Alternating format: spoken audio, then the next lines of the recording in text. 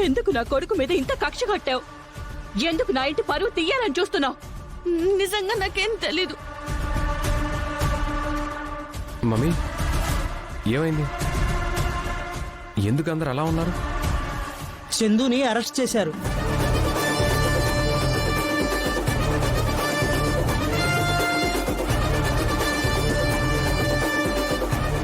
చందుని arrest చేయడం ఏంటి? వాడేం తప్పు చేశాడు?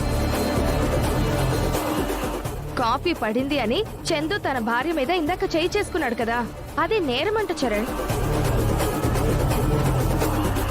ఆ నేరం మీద పోలీసులు అరెస్ట్ చేశారు.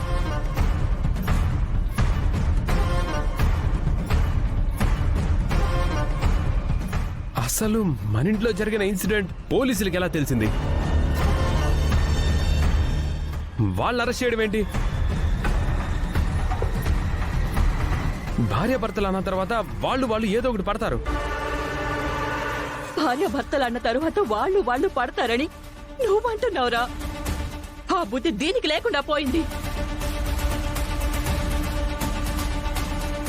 అవును చరణ్, ఇక్కడ వాళ్ళేదో గొడవ పడుతున్నారని చెప్పి సర్ది చెప్పాం.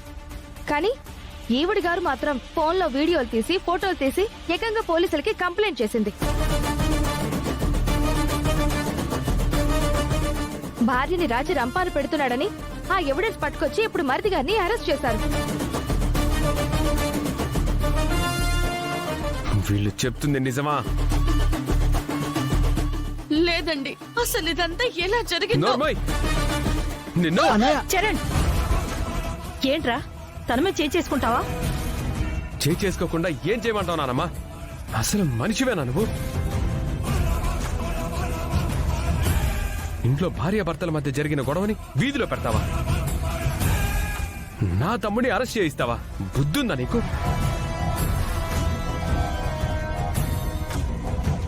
ఆ దుర్బుద్ధి ఉంది చరణ్. ఆ దుర్బుద్ధితోనే మన ఇంటి పరువు తీయాలని ఈవిడ గారు ఈ పని చేసింది. అక్షిత, ఎందుకే తన మీద అరుస్తున్నా? ఇప్పుడు నువ్వు చేసిన పనేంటి? గతంలో కూడా నా కొడుకు ఏదో దాన్ని ఒక చిన్న మాట అంటే పోలీస్ స్టేషన్ లో కంప్లైంట్ ఇచ్చి జైల్లో వేయిస్తానన్నావు. అప్పుడేదో ఆవేశంలో మాట వచ్చి అన్నావులే అనుకున్నాను. అది ఇప్పుడు నిజం చేసావన్నమాట. లేదత్తయ్య గారు, నేను చెప్తుంది నిజమండి. నేను ఆ పని చేయలేదు. అంటే పోలీసులు చెప్తుంది అబద్ధమా? అసలు నిన్ను ఏమనాలి, ఏం చెయ్యాలి పల్లవి?